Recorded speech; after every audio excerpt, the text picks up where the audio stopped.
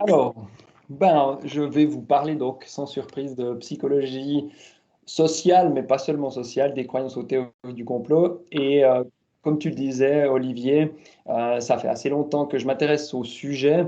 Et en fait, c'est peut-être intéressant non pas de parler de mon parcours à propos de ces théories, mais plutôt pour illustrer un petit peu aussi le changement de société qu'on a vécu pendant ces 15 ou 20 dernières années.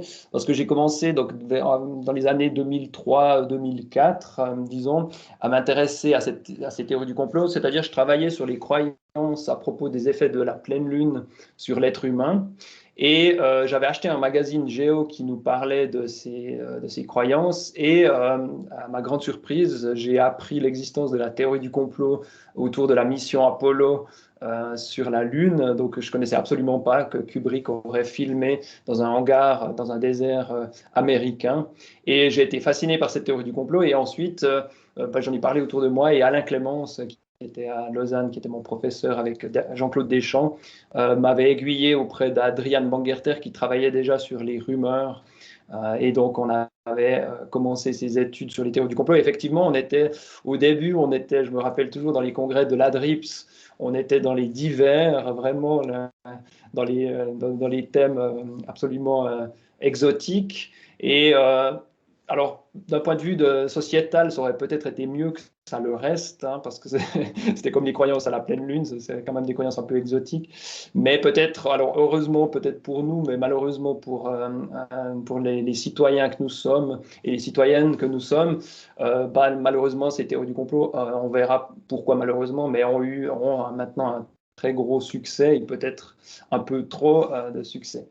Voilà donc un petit peu pour retracer le parcours. Et puis effectivement, depuis 2010, on compte énormément de travaux scientifiques en Europe et un peu partout ailleurs.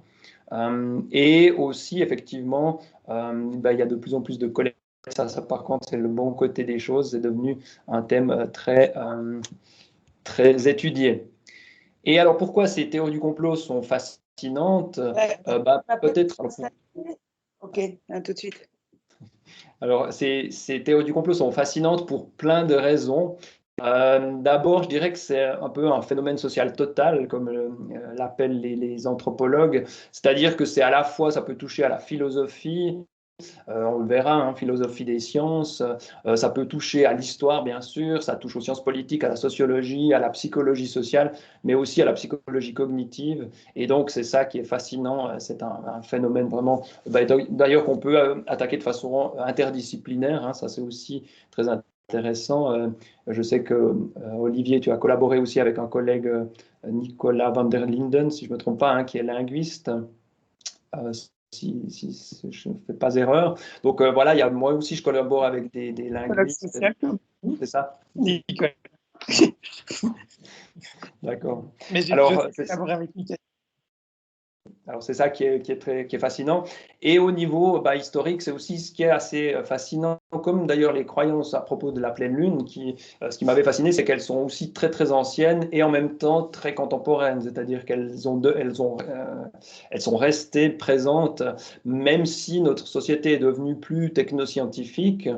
Ces croyances persistent et bon, maintenant on a des idées ou des hypothèses en psychologie sociale et en sociologie, hein, pour expliquer pourquoi ces croyances persistent, même si le degré d'éducation a augmenté et différentes choses ont évolué.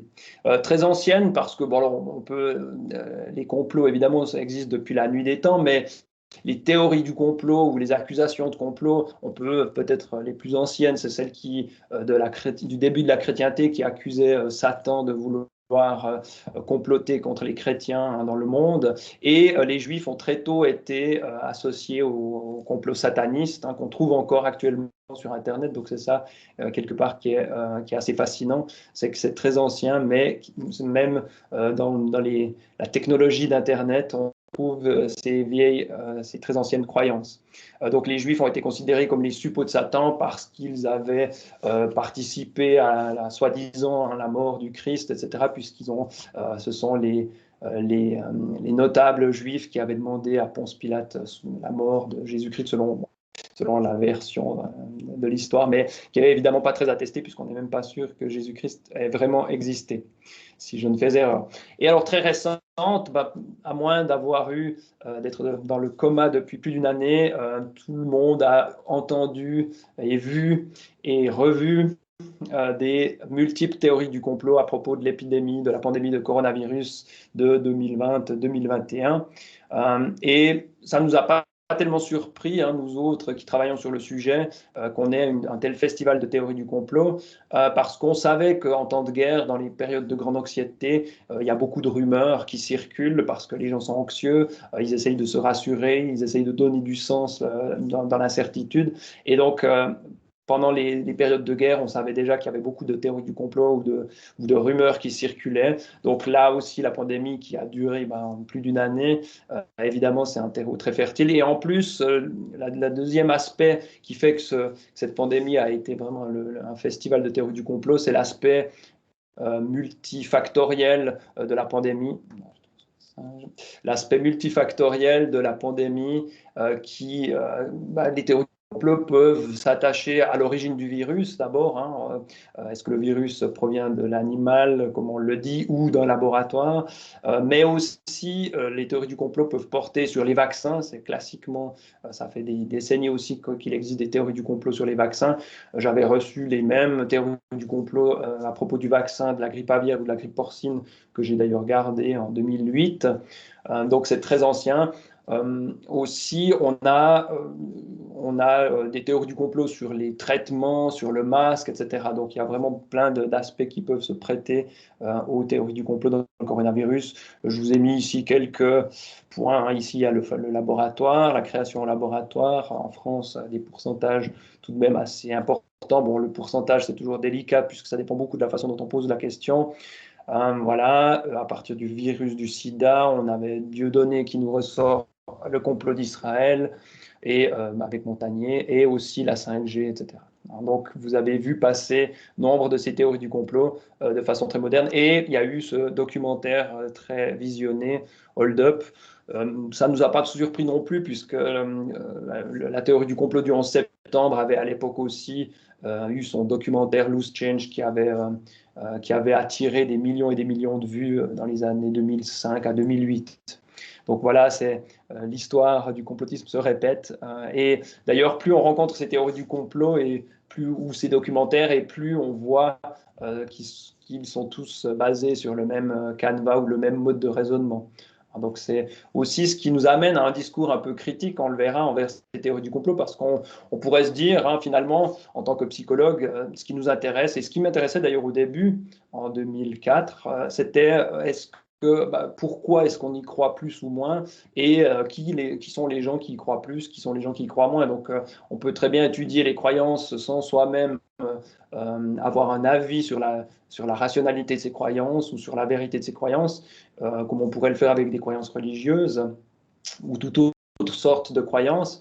Et je dirais jusqu'en 2015 à peu près, je ne me suis jamais vraiment posé la question de est-ce qu'il faut croire ou non à ces théories du complot. Mais l'évolution de la société, le fait que de plus en plus de monde adhère à ces théories, que sur Internet, elles envahissent vraiment l'Internet. On peut faire une recherche actuellement, si vous tapez Conspiracy Theory sur Google, vous avez 15 millions de hits. Donc ça devient vraiment ça envahit vraiment, en tout cas Internet et les médias aussi. Moi, je passais très peu dans les médias avant 2010 et à partir de 2010, quelques fois par année. Et l'année passée, ça a été 30 ou 40 fois. Donc il y a aussi un festival de volonté de comprendre ce phénomène qui est pour nous psychologues, a été évidemment intéressant. Et je me suis mis donc, depuis 2015 un peu à aussi m'interroger sur la valeur heuristique ou la valeur rationnelle des théories du complot, puisqu'il y avait la discussion, on verra, il y a des vrais complots, il y a des théories du complot fantastiques, donc comment faire le tri? Et de plus en plus, je me suis posé ces questions, et là, je vous présenterai aussi le résultat de ces questions qui est un peu un modèle un peu rationnel des théories du complot. Alors, qui est aussi critiqué et critiquable. Donc, je vous inviterai dans la discussion à à ne pas hésiter à critiquer ce point de vue, puisqu'on a été critiqué, donc on l'est régulièrement, on a l'habitude et on est bien sûr, enfin je suis ouvert à la discussion. Alors les exemples célèbres de théorie du complot, bah, vous les connaissez, hein, à l'époque moderne, ça a commencé avec l'assassinat de Kennedy, donc la théorie du complot, ce ne serait pas un tueur fou isolé, mais ce serait un complot de la CIA ou tout d'autres groupes. Maintenant, il y a aussi la thèse de l'accident qui sort. On verra que c'est un peu un demi-complot, hein, c'est-à-dire c'est l'erreur humaine. Donc il n'y a pas eu un complot, il y a eu une erreur humaine, mais il y a quand même un petit complot pour cacher l'erreur humaine. Donc ça, on verra que dans toutes les théories du complot, on peut trouver ce demi-complot. Je vais utiliser l'exemple de la pandémie pour que ce soit plus actuel. En Europe, on a eu Lady Diana qui est morte en 1997, sauf erreur. Et là aussi, on a pensé, plutôt que l'ébriété du chauffeur ou les paparazzis qui poursuivaient la voiture, on s'est demandé, enfin, la théorie du complot nous disait que c'était les services secrets britanniques qui voulaient l'empêcher d'épouser un musulman qui serait dans la famille royale. Et il y a eu cette fameuse théorie du complot de la mission Apollo qui m'a amené à ces études sur les théories du complot. Les attentats du 11 septembre, alors c'est là aussi que, je dirais, à partir de là, avec Internet, que ça s'est vraiment développé. Donc, il n'y a pas forcément en 2001 ou 2002, pas tout de suite, mais après quelques années, 2004, 2005, je crois, ce documentaire Loose Change a commencé à envahir Internet à partir de là. Et moi, on m'a invité en 2008 pour parler de ce documentaire. Donc, c'est à partir de là qu'il a commencé à engranger des millions de vues. Et donc là, hein, la théorie du complot, bah, vous la connaissez, c'est pas Al-Qaïda. Al-Qaïda serait un groupe terroriste formé par la CIA pour faire croire à un attentat terroriste. Et après, on a eu en Europe, hein, tous les attentats terroristes ont eu ce même schéma du faux attentat terroriste, le faux drapeau, hein, c'est-à-dire qu'on fait porter le chapeau aux musulmans alors que ce seraient les services secrets du pays lui-même, ici la France, qui organiserait ceci, etc., etc., etc. Hein, il y a un immense nombre de théories du complot parce qu'à chaque grand événement d'importance sociale, on aura des théories du complot qui vont apparaître. Cette fois, avec Internet et aussi des sites complotistes, on a des théories du complot avant même la version officielle. Ça, c'est nouveau aussi. Avant, il fallait attendre il fallait attendre l'enquête, comme les attentats du 11 septembre, il y a eu une enquête, il y a eu le rapport, et ensuite, quelques années après, il y a eu la théorie du complot. Maintenant, la théorie du complot arrive quelques heures après l'événement. Donc, il y a des gens qui vivent un peu il y a un business du complot sur Internet, hein, puisque ça draine beaucoup de spectatrices et spectateurs. Alors, la définition standard qu'on avait repris au début, et je dirais qu'on l'a un petit peu modifié, vous verrez, en fait, on a ajouté quelque chose à cette définition. Cette définition-là restait assez neutre, finalement. Donc, qu'il est un philosophe nous proposait que théorie du complot, c'est une explication de certains événements historiques en termes de complot. Donc, on explique des événements historiques en termes de complot, et les complots, ce sont des actions causales secrètes de la part d'un petit groupe de personnes. Et il ajoutait certaines caractéristiques à l'encontre d'une version officielle ou évidente, qui serait consensuelle. Ça, c'est intéressant aussi. Les intentions des conspirateurs sont néfastes. Il n'y a pas de théorie du complot positive, à part peut-être où ça donnerait quelque chose comme le Père Noël. Là, on fait croire, on a une croyance par rapport aux enfants et on leur fait croire quelque chose qui est censé être merveilleux et positif. Mais dans les théories du complot dont on parle, c'est toujours des intentions néfastes. Il y a le fait de lier des événements qui n'ont pas de rapport évident entre eux, on le verra, hein, cette idée de coïncidence, je ne crois pas, qui est au cœur des théories du complot. Et ici, peut-être la chose la plus intéressante dans la définition qu'il est, originale aussi, c'est cette idée de données erratiques qui seraient les éléments de base de la théorie du complot. Et c'est ça qui a été le point de départ de ma réflexion. Ces données erratiques, ce sont des éléments, des anomalies de la version officielle. Par exemple, ici, vous avez une vidéo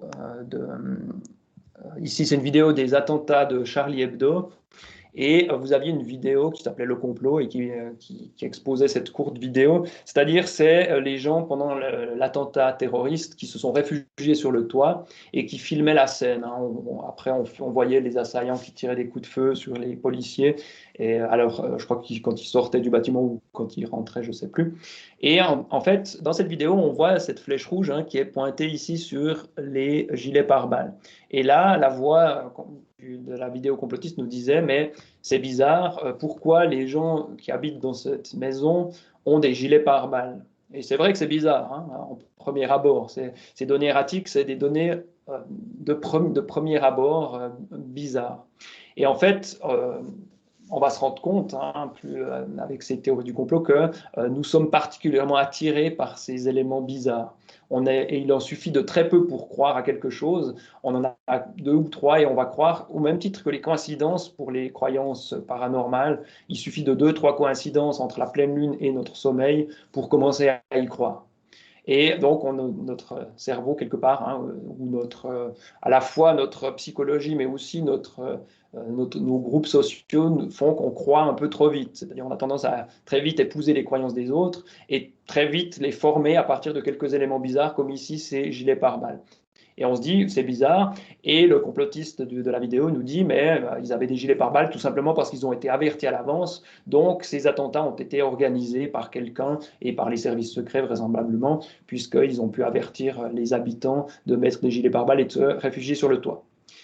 Et l'explication de ces données erratiques, elles en ont toutes, pratiquement, ces données erratiques, en tout cas je n'en connais pas, qui n'aient pas d'explication.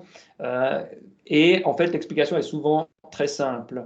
Et là, on peut déjà voir un peu le défaut du raisonnement complotiste, on va le revoir après en détail, mais c'est cette idée, c'est autour de cette idée de données erratiques, c'est-à-dire que la donnée erratique pourrait être le point de départ d'une enquête, on pourrait se dire c'est bizarre donc il faut enquêter, mais les complotistes tirent tout de suite la conclusion c'est bizarre donc c'est un complot. Là, c'est pas le complot avec un point d'interrogation, c'est le complot affirmé.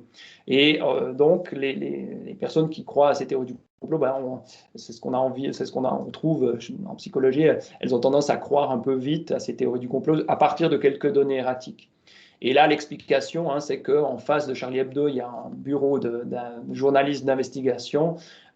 Et ce bureau de journalistes ont 3 gilets pare-balles parce qu'ils couvrent des zones de guerre. Donc, si les complotistes avaient mené l'enquête, on verra, on va distinguer vraiment les théories du complot des enquêtes. S'ils avaient mené l'enquête, ils auraient pu découvrir l'explication de ces données erratiques. Et on a le mode argumentatif des théories du complot, c'est vraiment ce millefeuille, on parle de millefeuille argumentatif, selon l'expression de Gérald Bronner, un millefeuille de données erratiques, c'est-à-dire on va vous en présenter non pas une comme ici, mais 2, 3, 4, 10, 20, 30, 50, 100.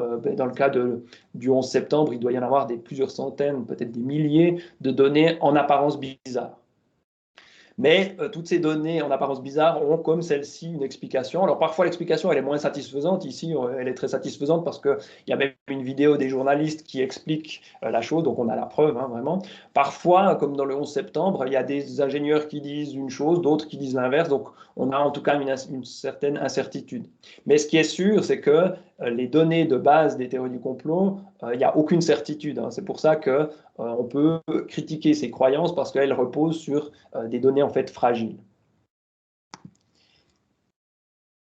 Et ces données erratiques, alors je vous ai mis ici aussi, si ça vous intéresse, je peux vous envoyer après les slides. Ici, c'est un documentaire auquel j'avais participé. Alors, il est très cheap, il n'est pas de bonne qualité, mais ce qui est intéressant, c'est qu'il y avait une dizaine de théories du complot et on voyait justement, d'abord, il nous donnait ces 10 éléments bizarres et on voyait que même moi qui connais par cœur ce mécanisme, je me disais, ah oui, c'est vrai, c'est bizarre. Donc, on peut voir notre esprit être emporté, au même titre que quand on va dans la forêt, on a peur des loups et des ours, alors que on voit notre esprit s'imagine des choses, alors qu'évidemment, c'est peu probable. Donc là, c'est intéressant pour ça, c'est que toutes ces théories du complot, alors il y a la mort de Michael Jackson, ou ce qui ne serait pas sa fausse mort, il y a différentes théories du complot, et on a toujours ces quelques éléments bizarres, et ensuite, on a l'explication des éléments bizarres, et là, on se rend compte, ah oui, en fait, ce n'était pas bizarre. Donc il y a vraiment ce mouvement très intéressant.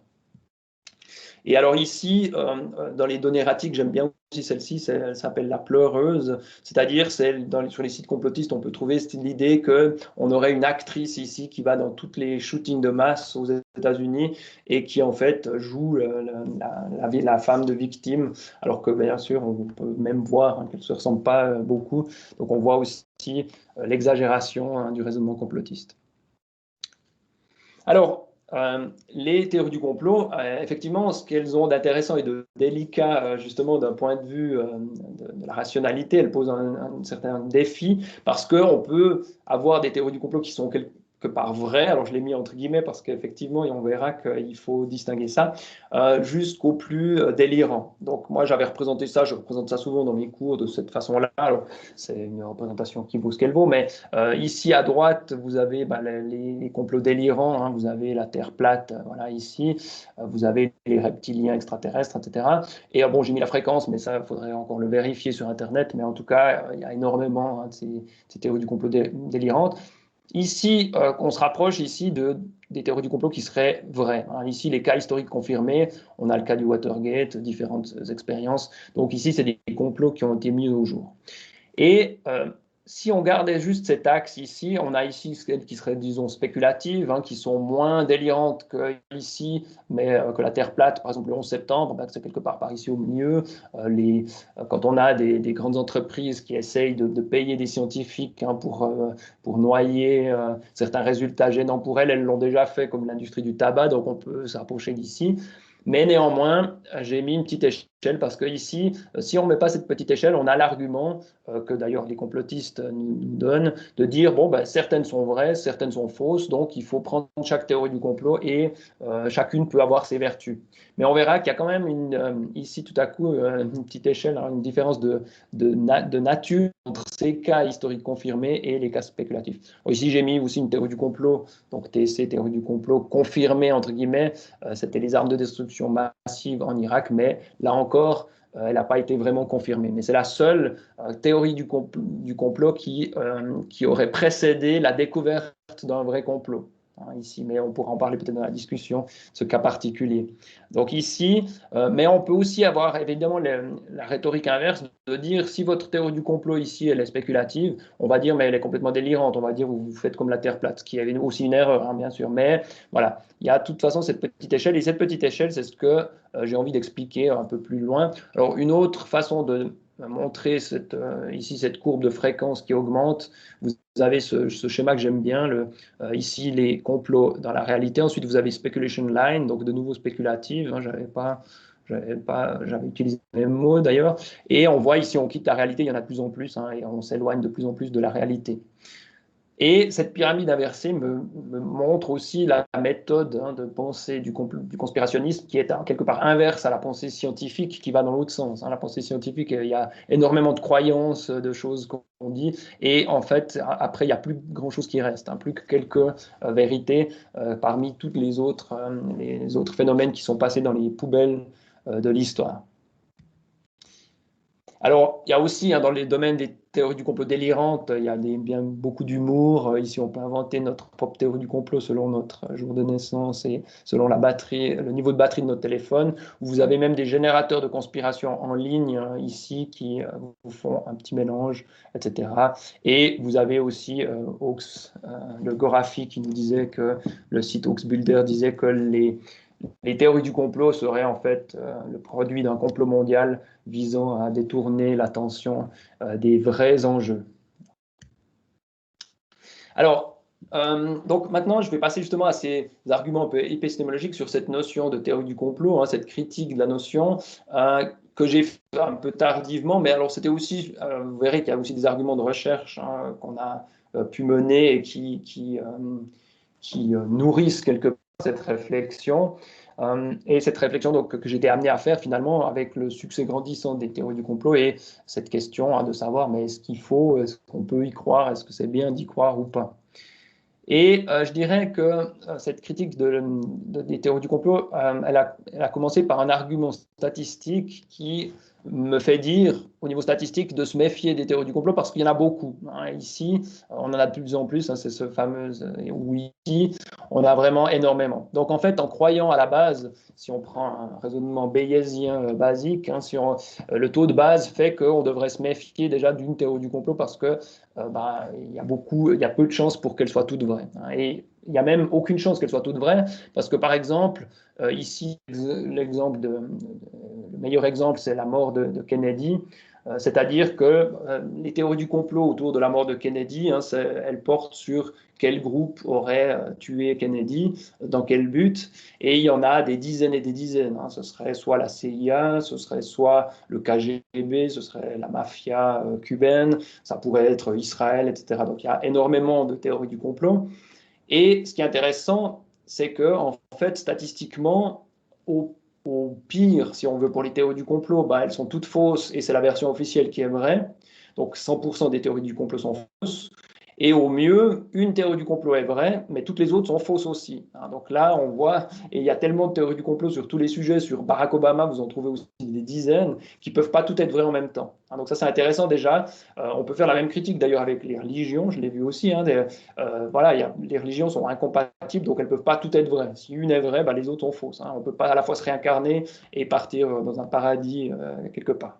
Donc ça, c'est intéressant parce que bah, les religions, on pourrait dire pareil, hein, elles sont toutes possibles, mais disons, bon, on n'a pas beaucoup de preuves pour y croire, mais en tout cas, on sait que la majorité sont fausses. Donc ça nous amène à nous en méfier.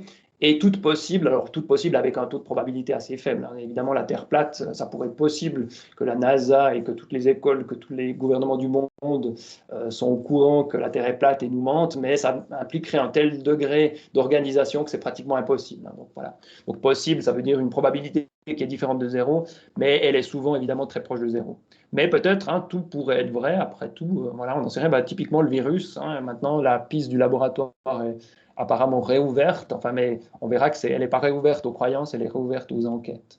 Et ça, c'est ce qui va distinguer les théories du complot des vrais complots. Et ces arguments, alors proprement épistémologiques, ça, je l'ai un petit peu développé, alors je ne veux pas parler dans les détails, mais c'était autour du critère de démarcation de Karl Popper entre science et pseudoscience. Et en fait, je me suis basé plutôt sur ces continuateurs, donc Lakatos et Kuhn, pour avoir cette idée que, justement, qui pourrait un peu être utile ici dans le cas des croyances. Et au niveau épistémologique, on peut faire une différence entre ces complots avérés, hein, c'est là qu'il y a une petite échelle entre deux catégories qui sont bien différentes, et il n'y a pas un continuum selon moi. Et les complots avérés, parce qu'ils ne se basent pas sur ces données erratiques, sur ces données bizarres, mais sur des preuves. Hein, c'est ça qui est merveilleux, et je dis ça à tout, quand je discute des théories du complot avec mes contradicteurs ou contradictrices d'ailleurs, je leur dis, ce qui est merveilleux avec les complots, c'est qu'on peut les prouver. Donc en fait, quelque part, la croyance ne sert à rien. On verra que même la croyance, elle peut être même négative, hein, ou néfaste pour nos sociétés, mais par contre, tout peut être prouvé, puisque tout est possible, hein, tous les complots sont possibles, même la Terre plate, mais prouvez-le. Hein. Et on verra qu'on a justement le fardeau de la preuve quand on veut affirmer une telle, ou quand on veut accuser des gouvernements de complot. Et les complots avérés l'ont été par des preuves, des vraies preuves positives du complot, des preuves directes, et pas des preuves indirectes, bizarres, des éléments bizarres de la version officielle. Donc là, c'est les preuves directes du complot, c'est que les gens qui ont participé au complot peuvent ou devront avouer, on peut trouver des documents officiels, on peut avoir des enregistrements, des enquêtes journalistiques ou judiciaires. Et là, c'est intéressant aussi de noter, c'est mon collègue Sébastien Dieguez qui le relevait, aucun complotiste n'a jamais mis au jour un vrai complot. Hein. Donc ça, c'est aussi intéressant parce que justement, c'est un métier, hein, c'est une enquête. Voilà. Après, alors un citoyen pourrait un lanceur d'alerte, mais ça lui prendra 5-10 ans pour se former dans un sujet et pour enquêter. Donc en fait, l'enquête, c'est un métier, hein, donc ça ne s'apprend pas. Et les théories du complot, on pourrait les distinguer, c'est-à-dire, et c'est ce qu'on mesure nous en général, c'est des soupçons par rapport à la version officielle, hein, donc ces fameuses données erratiques, des éléments en apparence bizarres. Donc là, on voit bien la différence de méthode, hein, entre les deux, et c'est ça qui serait, pour moi en tout cas, qui serait assez, qui ferait que je suis un peu critique envers les théories du complot, parce qu'on voit que c'est une méthode de croyance, c'est-à-dire et pas une méthode de science. Hein. Des fois, maintenant, j'utilise pour simplifier auprès des journalistes, je dis, mais moi, ce que je critique, c'est la religion du complot, donc les croyances sans preuve suffisante, et ce que je valorise, c'est la science du complot, et la science du complot, c'est l'enquête. Une enquête, c'est comme une recherche scientifique. Sauf que bon, dans la recherche scientifique, c'est plus compliqué parce que les preuves ne sont pas toujours définitives. Dans un complot, une fois que quelqu'un a avoué, on est pratiquement sûr que c'est bon. Ça pourrait être encore de faux aveux, hein, donc on n'est pas sûr à 100%, mais bon, quelqu'un qui s'accuse lui-même, comme Nixon, qui s'est accusé qui a avoué pour le Watergate et qui a dû démissionner, on peut bien penser qu'il l'a fait, qu'il l'a pas inventé. Alors peut-être qu'il a été forcé par des plus puissants que lui pour cacher, c'était lui la tête de Turc, hein, le fusible, mais ça, il faut le prouver encore, hein. Donc on pourrait penser qu'il y a un deuxième complot derrière, mais de nouveau, il faudrait enquêter et le prouver. Et voilà ce qu'on peut dire. Alors ici, j'ai aussi il y a un petit film, justement, ce journaliste d'investigation qui parle des gilets pare-balles, et lui montre aussi la différence entre ces vrais complots.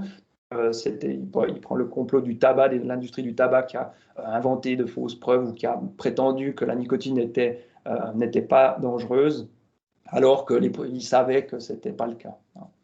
Donc, c'est un petit film qui illustre un peu cette différence entre vrai complot ou enquête, hein. On pourrait aussi utiliser l'idée d'enquête. Parce que le complot avéré, ben, c'est déjà la conclusion de l'enquête, hein. C'est qu'il y a eu un complot. Mais en fait, l'enquête, ce qui est intéressant, ben, c'est qu'elle peut aboutir à un complot ou pas. Donc c'est pour ça qu'on doit garder cette incertitude. Et avant la fin de l'enquête, on ne pourra jamais être sûr que le complot existe. Donc on peut toujours croire, on peut toujours y croire, mais on risque de se tromper souvent parce qu'il y a beaucoup de théories du complot et la plupart sont fausses. Donc voilà ce qu'on peut dire. Et alors, bon, ces soupçons, hein, ou ces erratiques, ces trucs bizarres, c'est pas des preuves, hein. En science, bah justement, Karl Popper, hein, c'est là que je faisais ma référence à la philosophie des sciences. Karl Popper pensait qu'on réfute des théories scientifiques, et c'est vrai, mais c'est beaucoup plus compliqué. Il suffit pas de quelques données contraires à la théorie pour abandonner une théorie. Toutes les théories baignent, selon Lakatos, dans un océan d'anomalies, dans un océan de faits qui sont contraires à la théorie. Par exemple, le darwinisme n'explique pas tout, il y a des choses qui sont mieux expliquées que d'autres. Mais on ne va pas abandonner le darwinisme juste parce qu'il y a quelques anomalies. Et ça, vous voyez que c'est nouveau, c'est le raisonnement conspirationniste, et c'est le même que justement les créationnistes. Ils vont aller chercher dans le darwinisme quelques éléments bizarres ou qui ne correspondent pas bien à la réalité pour dire, voilà, c'est la preuve que cette théorie est fausse et que notre théorie est vraie. Mais non, hein, une anomalie ne sera jamais une preuve qu'une théorie est fausse, c'est-à-dire il faut, pour remplacer vraiment une théorie, selon ce qu'ont montré Thomas Kuhn et Lakatos, il faut qu'il y ait une autre théorie qui arrive et qui remplace la première théorie. Donc les anomalies en soi ne suffisent pas. Toutes les théories, les deux théories auront des anomalies, mais il faut qu'il y ait une nouvelle théorie qui explique ce qu'explique l'ancienne théorie et qui en plus prédit de nouveaux faits qui seront corroborés. Ça, c'est Lakatos. Et ça permet de montrer que la vraie réfutation, elle se passe comme ça. Donc, on ne peut pas réfuter une théorie scientifique juste sur la base de soupçons ou d'éléments bizarres. Non, ça ne suffira pas. Au pire, alors les savants seront un peu déçus de leur théorie, ils vont chercher partout ailleurs d'autres choses, mais ils n'auront rien d'autre, hein, que cette théorie. Donc, on va quand même garder la théorie. Et alors, cette distinction entre complot avéré et théorie du complot, nous, on peut la compléter avec ces principes du rasoir d'Occam en sciences et présomption d'innocence dans le domaine juridique. Je me suis rendu compte qu'en fait, c'est le même raisonnement. Et rasoir d'Occam, donc c'était Olivier et Nicolas dans leur article aussi très intéressant en français, hein, il existait peu de choses effectivement en psychologie sociale, donc c'est leur article qui était aussi dans ces années-là, les premières années sur le complotisme. Donc, bah, ce rasoir d'Occam, ça nous dit aussi que dans les hypothèses, il y a, disons, une espèce de hiérarchie à garder, hein. Ça, c'est peut-être la suite du raisonnement, c'est-à-dire que, parce que certains complotistes nous disent, mais la théorie du complot, c'est une théorie, comme son nom l'indique, au même titre que la version officielle. Donc, on devrait, en tant que scientifique, on peut croire aux deux hypothèses de façon indépendante. Mais ça, ce n'est pas tout à fait vrai parce que justement, c'est des hypothèses qui ne sont pas du même niveau. En tout cas, on peut argumenter pour ça.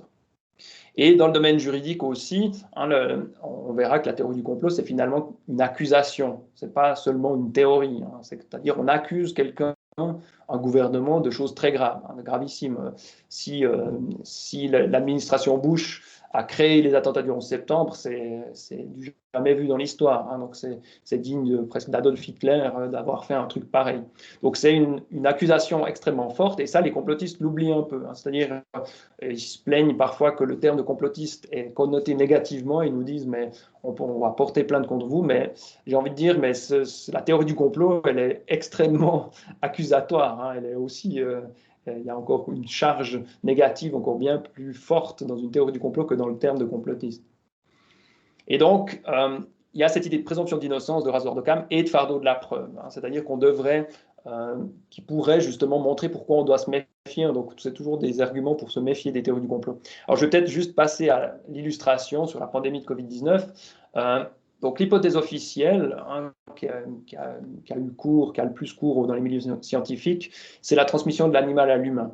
Et là, on pourrait dire, mais il y a d'autres hypothèses. Il y a le complot, alors je l'ai appelé ici l'IHOP, c'est l'appellation du 11 septembre. On parle de l'IHOP, c'est Let It Happen on Purpose, c'est-à-dire que l'administration Bush aurait laissé faire, c'est-à-dire qu'elle était au courant du complot d'Al-Qaïda, mais elle a laissé faire pour ses propres intérêts. Donc c'est ça le demi-complot dont je parlais, c'est ce l'IHOP, qui justement qu'on peut retrouver dans tous les complots, hein, c'est quand les autorités n'ont pas fait elles-mêmes le complot, mais elles étaient au courant et elles se sont dit, ah ben, ça nous arrange bien de laisser ça, et ensuite on va aller attaquer, je ne sais pas où, l'Afghanistan. Bon, ce qui est un peu stupide d'aller en Afghanistan, mais ça, c'est une autre histoire.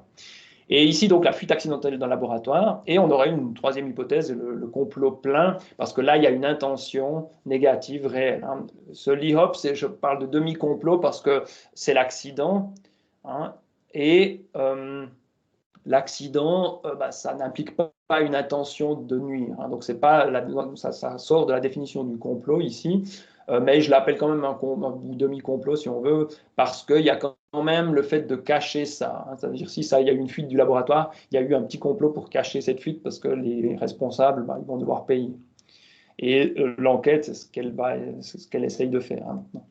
Et alors, le vrai complot, c'est le MIHOP, c'est Make It Happen on Purpose. Donc, ils l'ont fait exprès. Hein. Ici, ce serait une fuite intentionnelle d'un laboratoire.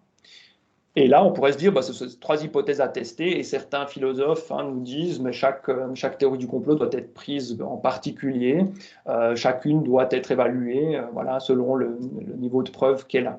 Mais ce n'est pas aussi simple que ça, parce que justement, l'hypothèse 2 est déjà plus accusatoire que la première, et la troisième encore plus. Hein. Là, on est en train d'accuser ici des êtres humains de cachotterie et ici d'un crime. Hein, donc voilà, accusé d'un crime, c'est pas comme rechercher par quel animal le virus est passé. Hein. L'animal, on va pas le traduire devant un tribunal, on va pas l'exterminer. Ouais, peut-être ça pourrait arriver, mais voilà. Hein, donc c'est beaucoup moins grave. Donc d'un point de vue juridique, H1, elle est beaucoup moins accusatoire. Et H2, H3 sont aussi plus complexes d'un point de vue scientifique. H1 est plus simple. Plus simple parce que les virus précédents, comme le SRAS, comme la grippe porcine, la grippe aviaire, se sont effectivement transmises comme ça. Et donc, en l'absence, je dirais, de preuves, on devrait peut-être, hein, selon ce rasoir d'Occam, selon ces principes que je pense être rationnels, parce que le rasoir d'Occam, ce n'est pas seulement une heuristique, comme on me l'a dit parfois, on peut le déduire du théorème de Bayes. Donc, c'est de nouveau aussi un raisonnement probabiliste assez fort. Donc, on devrait garder cette hypothèse ici en l'absence de toute preuve. Hein. Même si on n'a pas de preuve d'aucune des trois, eh bien, en fait, on devrait, d'un point de vue juridique et scientifique, plutôt se dire, en l'absence de toute preuve, je vais garder plutôt cette idée-là. Même si, évidemment, en étant scientifique, on n'est jamais sûr de rien. Hein. Mais en tout cas, on ne peut pas croire à celle-ci et encore moins à celle-ci sans avoir de bonnes preuves. Et c'est là que le fardeau de la preuve interviendrait, c'est-à-dire que si vous pensez qu'H2 est vrai ou encore pire H3, vous devrez le prouver et vous avez le fardeau de la preuve, l'enquête vous doit amener des preuves. Et on ne peut pas se contenter d'aller chercher des informations dans des sites alternatifs sur Internet. Et voilà, donc c'est ça un petit peu le message que j'ai sur ces théories du complot d'un point de vue un peu, disons, critique, hein, et du point de vue épistémologique. Et là, donc, c'est ça, ce rasoir d'Occam, présomption d'innocence, hein, qui est illustré. Et d'ailleurs, même si vous accusez un laboratoire d'une fuite intentionnelle ou accidentelle et que vous n'avez pas de preuves, c'est même contre-productif, hein. C'est-à-dire que le laboratoire ne sera pas condamné puisque vous n'avez pas de preuves et il va faire disparaître les preuves s'il y en avait, hein. Donc c'est comme si vous balanciez le résultat d'une enquête pendant l'enquête, ça ne se fait pas. Donc en fait, on devrait suspendre notre jugement ou ne croire que la théorie la plus simple en attendant des preuves. Et ce qui est intéressant avec ce raisonnement, c'est qu'on peut l'appliquer à toute croyance, pseudo-science, ça marche, hein. Si vous affirmez que la télépathie existe, on ne devrait pas y croire, on devrait actuellement penser que c'est faux, mais en laissant la porte ouverte que si vous m'amenez de bonnes preuves, alors je suis d'accord d'y croire. C'est ce que les zététiciens, hein, dans leurs vidéos, nous disent avec l'adage qui est un phénomène extraordinaire demande des preuves extraordinaires. Bon, c'est l'idée du fardeau de la preuve. Donc c'est un raisonnement qui est assez intéressant parce que justement, il peut nous guider dans toutes sortes pour une rationalité, hein. Rien n'est sûr, rien n'est prouvé ici, sauf si on arrive à prouver H1, H2 ou H3, mais en l'attente de preuves, on a une espèce de, certains l'appellent hygiène mentale, alors certains n'aiment pas ce genre de terme, hein, mais, ou disons, moi je préfère dire un raisonnement rationnel, c'est-à-dire le moins passible d'erreur possible, hein. C'est-à-dire qu'évidemment, on peut se tromper en soutenant H1, mais on risque moins de se tromper et surtout, on ne risque pas d'accuser à tort comme H2 ou H3. Et les anomalies, hein, pour H1, il y en a eu, mais ça ne suffit pas à prouver H2 et H3. C'était d'abord la simple présence d'un laboratoire à Wuhan, le World Economic Forum qui nous annonce un big reset, et certains ont dit, ah, bah, c'est la pandémie qui commence. Bill Gates avait fait une pandémie quelques années avant avait fait une conférence sur les pandémies il y a quelques années. Donc voilà, hein, c'est nouveau ces coïncidences qui font que ces anomalies ou ces coïncidences font qu'on va croire à H2, H3 sur la base de choses bizarres par rapport à H1, mais pas de preuves et pas d'enquête. Et donc, voilà, en l'absence de preuves, on devrait garder H1, en tout cas rationnellement, ou on devrait du moins privilégier, hein, c'est pas forcément, c'est comme H0, c'est jamais définitif. Parce que H2 et H3 sont plus complexes et plus accusatoires, plus complexes, hein, d'un point de vue scientifique aussi. Rasoir d'Occam, on préfère H1 parce qu'effectivement, un laboratoire, bah, il y a eu une fuite accidentelle plus le complot. Il faut organiser un complot pour que ça ne se sache pas, hein, voilà. Et MIHOP encore plus, hein, il faut cacher la fuite intentionnelle, donc ça demande encore plus de préparation, alors que ce phénomène-là, bah, il est connu et ça s'est déjà arrivé dans l'histoire. Voilà, alors je vais peut-être aller un peu plus vite, j'ai pris du temps sur cette partie, mais donc dans l'autre partie de mon livre, je fais un peu un résumé des études maintenant, hein, sur les croyances aux théories du complot. Donc là, c'est de nouveau les études où on peut se dispenser de savoir si on est critique ou non envers les théories du complot. Donc ce dont je viens de parler finalement n'implique rien en termes de recherche. Par contre, la recherche peut aussi donner des arguments, vous verrez, à ce point de vue critique envers les théories du complot. Donc les mesures, on utilise des échelles soit génériques, où on parle de complot en général, comme ces deux-là, ou des théories du complot classiques. On vous donne le scénario de la mission Apollo et on vous dit, voilà, certaines personnes pensent que ce n'est pas vrai, qu'est-ce que vous croyez, vous? Alors, donc il y a en gros ces deux genres de mesures, il y en a d'autres, mais c'est les principales. Et le premier résultat des études, c'est l'idée d'un système de pensée monologique ou une mentalité complotiste, c'est-à-dire que la croyance en une théorie du complot est le meilleur prédicteur pour la croyance en une autre théorie du complot, ou un des meilleurs prédicteurs. Donc il y a des corrélations toujours assez élevées dans toutes les recherches, avec toutes les échelles qu'on utilise, entre ces croyances. Et c'est pour ça que Moscovici a parlé de mentalité complotiste, de mentalité conspirationniste, selon son terme exact.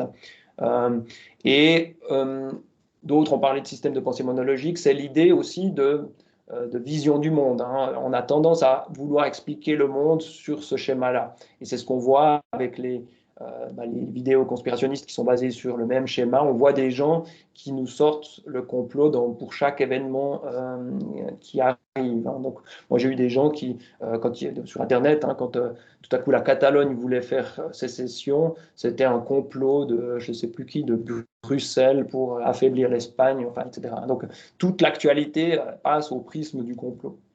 Et là, vous avez une recherche de nos collègues Bangerter et Franks en Angleterre, qui avaient montré aussi un espèce de voyage spirituel. Hein, ici, c'était une étude plus qualitative avec des entretiens, donc elle est très intéressante, avec différents types. Ici, ils identifiaient 5 types de complotisme dans le sens où il y avait de plus en plus de croyances aux théories du complot. Donc la mentalité complotiste augmentait ici du type 1 au type 5. Type 1, c'est quelqu'un qui a quelques doutes sur certaines choses. Type 2, etc., ça augmente chaque fois. Et vous voyez, Spiritual Journey, il y a vraiment un aspect aussi religieux. Hein, j'en ai pas parlé dans l'interdisciplinarité de la notion, mais il y a aussi un aspect proprement religieux qu'on a bien vu avec QAnon ces derniers mois. Donc il y a cette idée qu'une secte religieuse, elle va bien sûr utiliser les théories du complot. Hein, elle va accuser l'extérieur de comploter contre la secte de façon à que les adeptes soient encore plus, déjà qui coupent les ponts avec l'extérieur et aussi qui détestent, hein, qu'il y ait un ennemi extérieur, un ennemi commun. Et c'est une stratégie bien connue en psychologie sociale. Donc il y aurait une mentalité complotiste, un voyage à partir de quelques doutes jusqu'à tout à coup un délire paranoïaque où tout devient complot. Le paranoïaque, en fait, c'est le complotiste ultime, c'est-à-dire que non seulement les gouvernements, les institutions complotent, mais également les proches, les voisins, la famille, votre psychiatre qui veut vous donner un médicament, il veut vous effacer le cerveau parce que vous avez découvert le complot. Hein, donc, et j'en ai connu qui étaient comme ça, donc ça peut aller jusque-là. Alors, ça, c'est les premiers résultats. Et ensuite, bien sûr, ce qu'on a fait dans nos recherches avec Olivier Kenzo et d'autres, justement, un peu partout dans le monde, c'est trouver aussi quels sont les éléments, les corrélats des croyances aux théories du complot. Donc, on se demande à quoi c'est lié pour essayer de comprendre leur succès. Et je dirais, alors, dans mon livre, je parle de 5 dimensions, mais des fois, pour simplifier, dans les médias, je parle de 3 grands groupes, 3 familles, c'est encore plus clair. Vous avez les 3 familles, ce seraient les facteurs sociaux, ensuite les facteurs psychologiques et troisièmement les facteurs liés à Internet. Donc ça, on voit, voilà, la psychologie sociale a beaucoup de choses ici à faire, puisque entre le psychologique et le social, et aussi les phénomènes de communication, puisque Moscovici nous disait que c'est une des spécialités de la psychologie sociale avec l'étude des représentations sociales. Dans la première dimension sociale ou sociétale et politique, vous avez toutes sortes de recherches. Alors là, je vous mets des éléments qui sont... Il y a toujours plusieurs recherches qui indiquent ceci. Donc, c'est jamais une seule recherche. Il y en a 2, 3, 10, parfois 15 qui nous montrent la même chose.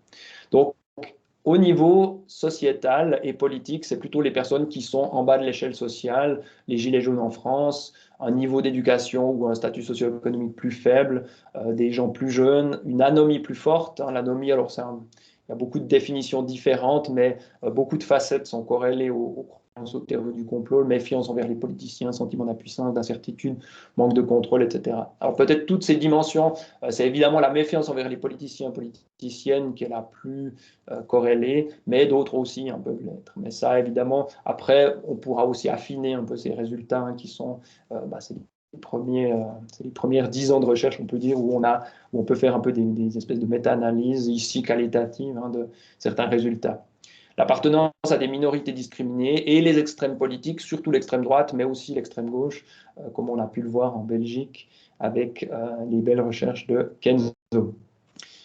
Une dimension plus proprement psychosociale, intergroupe. La théorie du complot, on trouve des recherches où on a soit des théories du complot qui accusent des minorités, soit des théories du complot, je ne l'ai pas noté, mais des théories du complot intergroupes, vraiment, où chaque pays en guerre, par exemple, va accuser l'ennemi de comploter.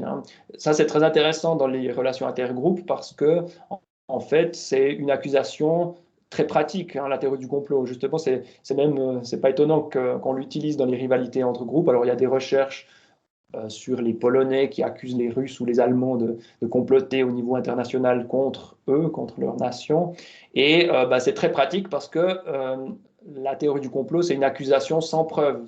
suffisante, hein. On n'a pas besoin de preuves, on n'a qu'à dire, ah mais c'est bizarre, regardez, j'ai l'impression, qu'est-ce qu'ils font là, hein, il y a des mouvements de troupes, donc voilà, ils nous attaquent. Et c'est très pratique, hein, parce que justement, on n'a pas besoin de preuves et on peut accuser directement. Donc c'est une accusation qui peut être utilisée dans les rivalités intergroupes. Au niveau psychologique, on a une dimension psychopathologique, il ne faut pas le nier. Alors, elle peut être due en partie au fait que les gens de statut socio-économique plus faible ont aussi plus de maladies physiques et psychiques, hein, ça c'est connu. Mais quand on contrôle statistiquement ceci, on trouve quand même aussi, en tout cas pour certaines variables, j'ai jamais essayé de le faire, on trouve quand même toujours quelques liens, hein, au sein d'un même groupe socio-économique, on trouve quand même toujours ces corrélations. Donc si on contrôle par le niveau d'éducation, par exemple. Alors la dimension psychopathologique, c'est une espèce de paranoïa, mais relativement normale, non clinique, puisqu'elle n'est pas forcément soignée, ou une schizotypie, c'est-à-dire méfiance envers les autres personnes. Donc, c'est des gens qui se méfient de tout le monde et qui attribuent des intentions hostiles à tout le monde. Des gens aussi plus anxieux, qui ont une estime de soi négative, un besoin d'unicité, un besoin d'être unique, plus grand que les autres. Donc, il y en a d'autres, hein, mais j'ai sélectionné ici quelques caractéristiques vraiment psychopathologiques ou relatives à la personnalité. Et au niveau psychologique, on a aussi tout ce qui est une dimension irrationnelle. Et ça rentre dans le débat sur, hein, est-ce qu'il faut se méfier des théories du complot ou pas? Est-ce qu'il faut les considérer comme rationnelles ou pas? Nos recherches, les recherches de beaucoup d'auteurs, hein, pas seulement les nôtres, mais toutes les recherches montrent plutôt justement une dimension irrationnelle de ces croyances. Il y a des corrélations avec les croyances paranormales, donc les gens qui croient plus à des choses un peu bizarres croient aussi beaucoup au complot. Le bullshit pseudo-profond, hein, ou le baratin pseudo-profond, c'est le fait d'être impressionné par des beaux discours savants ou incompréhensibles.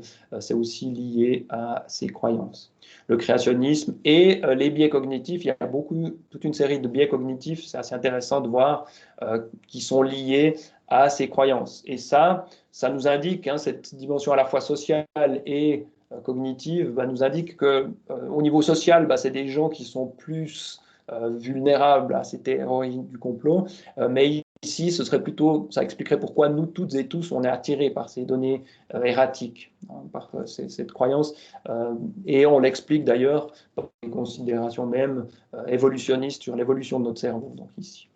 Mais l'évolution dans un contexte à la fois un contexte social, hein, aussi notre espèce a évolué comme une espèce sociale, comme tous les primates, et donc on a développé aussi des biais cognitifs en rapport avec les autres, hein. Le biais d'intentionnalité, d'essayer de détecter des intentionnalités négatives, hein, c'est bel et bien un biais socio-cognitif, on devrait l'appeler en réalité.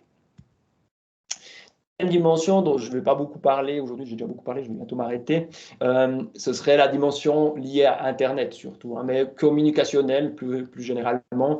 C'est des belles histoires, hein, elles ont un attrait narratif en soi, il y a beaucoup de films, beaucoup de séries où on utilise le complot, c'est hyper intéressant.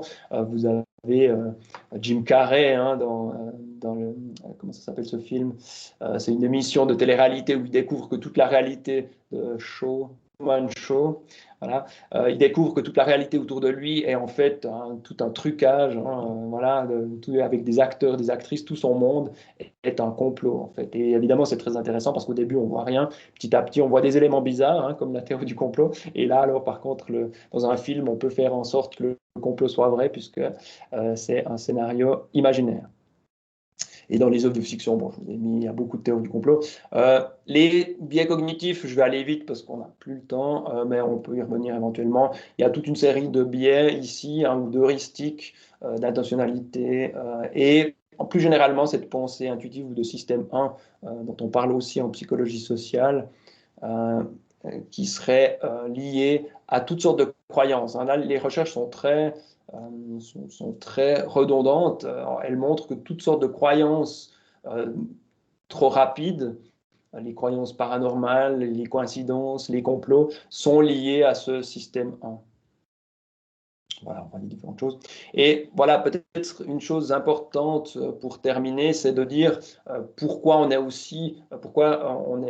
on a un point de vue des fois un peu négatif envers les théories du complot, c'est aussi des recherches qui ont montré, en psychologie, qui ont montré les conséquences négatives que ça peut avoir. Parce que finalement, les croyances à propos de la pleine lune, elles font mal à personne et ça ne me serait pas venu à l'idée de tout à coup de dire, d'écrire un livre pour dire mais arrêtez de croire à l'effet de la pleine lune. Ça ne fait aucun mal à personne tant qu'il n'y a pas un gourou qui vous oblige à vivre en fonction des cycles lunaires, hein, et qui vous demande, qui vous prend tout votre argent. Là, bon, là on peut réagir, mais dans ces croyances habituelles, il n'y a rien à dire. Par contre, les théories du complot, on verra qu'elles ont beaucoup de conséquences sociales négatives et qui menacent un peu tout le monde, hein. C'est un petit peu comme le vaccin, ça concerne tout le monde. Et la première conséquence négative, c'est une méfiance exagérée, on l'a vu face à la science, avec les vaccins ou le réchauffement climatique, et, et avec l'épidémie, la pandémie actuelle. Au niveau politique, c'est aussi une méfiance envers les institutions politiques et un détournement de l'action politique démocratique il y a des recherches qui montrent que les complotistes ont une préférence, les personnes qui croient plus, ont une préférence pour des actions politiques non normatives, c'est-à-dire la violence. Ils ne croient plus en fait à la démocratie, hein. Ils pensent que derrière la façade de la démocratie se cache une corruption généralisée. Alors que la corruption, il y a, mais pour l'instant, c'est les enquêtes qui arrivent à attraper ces corruptions qui sont minoritaires, c'est-à-dire selon un principe du rasoir d'Occam et de la présomption d'innocence, il n'est pas encore prouvé que plus de la moitié des politiciens et politiciennes sont corrompus. Donc on peut espérer et penser que c'est seulement une minorité d'entre elles et eux, c'est ceux qui se retrouvent devant les tribunaux comme Sarkozy en ce moment. Voilà, il n'y a qu'une minorité, normalement, on peut l'espérer. Et si ce n'est pas le cas, il faut le prouver. De nouveau, fardeau de la preuve et enquête. Diminue le comportement prosocial puisqu'il y a cette méfiance envers les autres. On peut montrer que même les gens disent qu'ils feraient plus d'actes illégaux dans la vie de tous les jours parce que justement ils ont cette vision un peu cynique du monde que comme tout le monde complote, ou surtout les gouvernements, les élites complotent contre nous, alors on a le droit de faire des choses comme ça. Il y a aussi un peu un mécanisme de projection que j'ai observé pendant la pandémie, c'est-à-dire que ces gens-là vraiment projettent leurs propres idées sur nous, hein. C'est assez fascinant. Et il y a une recherche qui montre ce mécanisme de projection. Quand on demande aux gens, est-ce que vous croyez à ce complot et est-ce que vous y participeriez si vous deviez, est-ce que vous... Et les gens, plus ils y croient et plus ils participeraient à ce complot. Donc ça, c'est intéressant, ce mécanisme un peu de projection. Il y a un lien avec la radicalisation terroriste. On va accuser, hein, le complot américano-sioniste et avec tout mouvement sectaire lié au populisme, au nazisme, au régime oppressif, avec la théorie du complot juif, évidemment, qui a traversé l'histoire, hein. Il y a eu les suppôts de Satan, mais ensuite il y a eu le judéo-bolchevisme, donc ils ont été accusés à la fois d'être des gauchistes ou d'être à l'extrême droite, etc. Donc les juifs ont subi vraiment toutes les théories du complot possibles et imaginables, liées à des pseudosciences, hein, même au révisionnisme, parce que le révisionnisme, c'est aussi la même méthode, hein. Il n'y a pas d'études vraiment qui le montrent, on a des données quand même qui montrent un peu ça, ce lien. Le révisionnisme, c'est aussi prendre la version officielle et commencer à regarder les choses bizarres, hein. C'est bizarre parce que Hitler n'a pas signé un aveu qui disait que oui, il avait tué 6 millions de juifs. Donc on va chercher dans les détails, on va dire, ah, mais selon ce document, etc., selon ceci, cela. Mais là, hein, rien n'est prouvé. Donc, c'est ce même raisonnement d'attaquer la version officielle, hein. Donc, s'il y a eu un complot, il faudrait prouver qu'il y a eu une falsification de l'histoire. On pourrait trouver des preuves, et ce n'est pas le cas.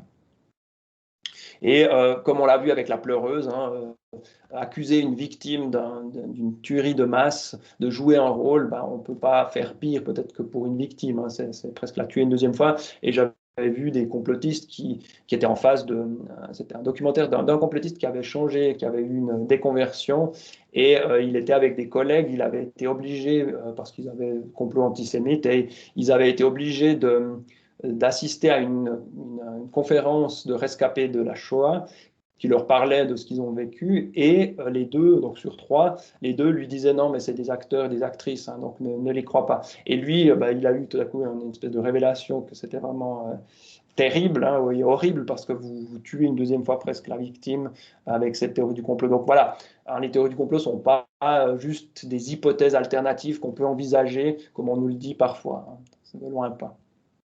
Ce sont, moi, ce que je retiendrai maintenant comme définition, pour justement souligner ça, hein, ce n'est pas juste une explication en termes de complot, c'est une accusation grave et sans preuve suffisante. Donc ça remet quand même un peu pas l'église au milieu du village, mais le complot au milieu de ce qu'il est, ou la théorie du complot. Hein, voilà. Sinon, c'est des enquêtes. Alors moi, je suis après, voilà, une enquête, ok, mais une théorie du complot, c'est une accusation très grave, sans preuve suffisante. Et il y a d'autres psychologues qui nous disent, hein, ce serait des explications non vérifiées, sensationnalistes, fantaisistes, fausses croyances. Donc on ajoute souvent un qualificatif pour dire, mais attention, les théories du complot, hein, ou irrationnelles, on le dit. Et ça nous a été reproché, ce point de vue ici normatif. On nous a dit, mais vous avez un point de vue normatif sur votre objet d'étude, vous ne devriez pas, hein, en tant que scientifique. Mais je me suis posé cette question, mais après, je me suis plutôt demandé, mais il n'y a aucun domaine de recherche en psychologie où on n'a pas ce point de vue normatif. Hein. Donc, ceux qui font de la prévention de la santé, ils valorisent la santé. Ceux qui travaillent sur le racisme et le sexisme, ils ne vont pas promouvoir le racisme et le sexisme. Donc, en fait, pratiquement, voilà, toute la recherche, hein, est quand même, on peut avoir un point de vue sur l'objet d'étude, surtout si ce point de vue est d'ailleurs, et il faut pour moi qu'il soit informé par des données empiriques, hein, bien sûr. Il faudrait pas, et j'avais pas ce point de vue-là au début de mes études sur le complotisme. Et alors, ce que je dis plutôt, hein, c'est que bon, toutes les théories du complot peuvent être vraies, hein, même si la probabilité est très faible. Alors, il faut surtout de la prudence. Hein. J'ai envie de dire, je suis pas, comme parfois on est accusé aussi d'être anti-complotiste. Alors, je dirais, bah, j'ai plutôt cette phrase de dire, je suis contre la religion du complot, mais pour la science du complot. Donc, les enquêtes à la place des croyances. Et je dirais aussi plutôt aux complotistes, plutôt que de leur dire vous avez tort, je leur dis mais calmez-vous, parce que c'est plutôt ce fanatisme, hein, de croire à ces théories du complot, de reposter sur les réseaux sociaux, d'être convaincu on le voit en Suisse maintenant, il y a les procès Covid, donc ils sont convaincus qu'il y a une dictature sanitaire, qu'il y a des scandales. Donc voilà, alors le procès c'est bien parce que ils auront le fardeau de la preuve maintenant. Donc pour moi, quand on arrive là, je suis content parce qu'il y a une enquête, il y a des preuves qui sont mises. Et s'ils n'arrivent pas avec des preuves suffisantes, il n'y aura pas de condamnation du tribunal.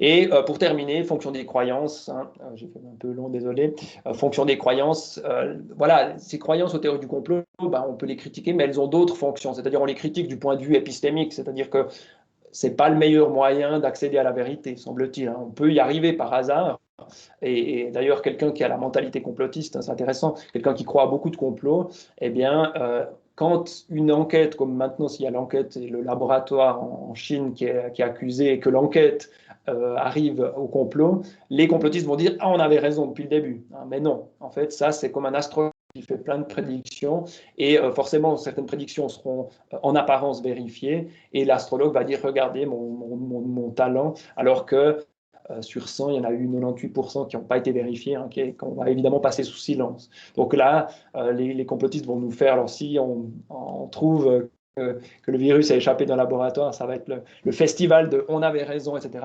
Alors une personne qui a eu que cette théorie du complot et qui a cherché des articles, hein, je dirais ok, vous aviez raison, mais tous les autres qui, en fait, d'ailleurs il n'y a pas eu beaucoup de théories du complot sur ce labo, c'était plutôt, enfin moi ce que j'ai vu, c'était plutôt les masques, le confinement, les traitements, etc., les vaccins évidemment.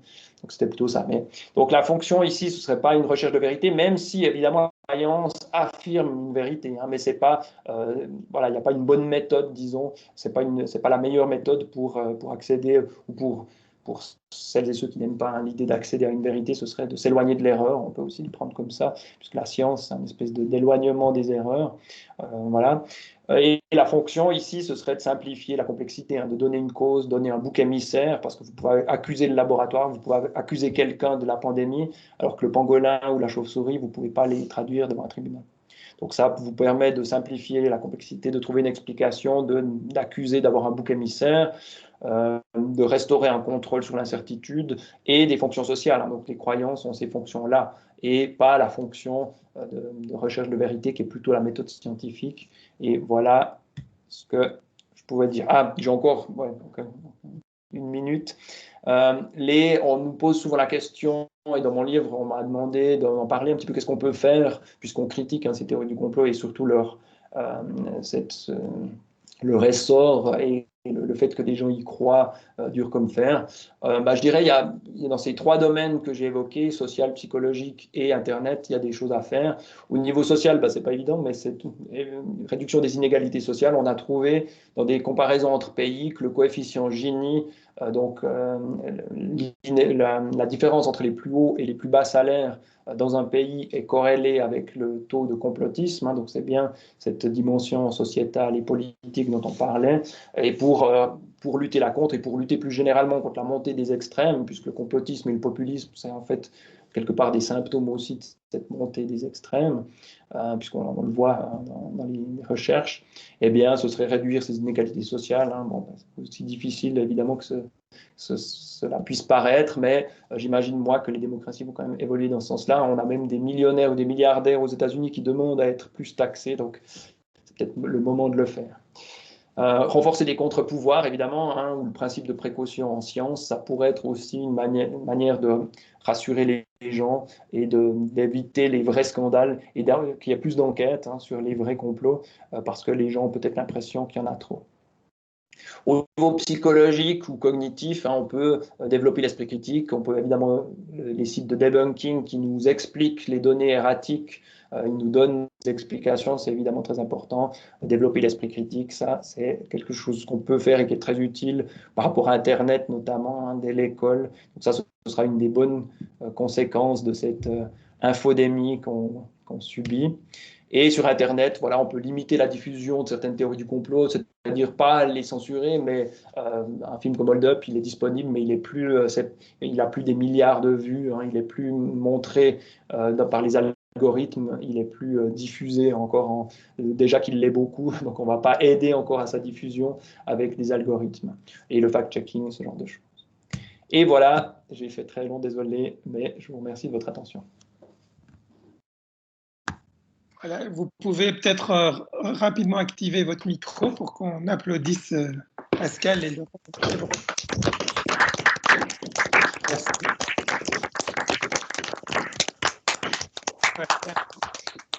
Un grand merci Pascal pour cet exposé.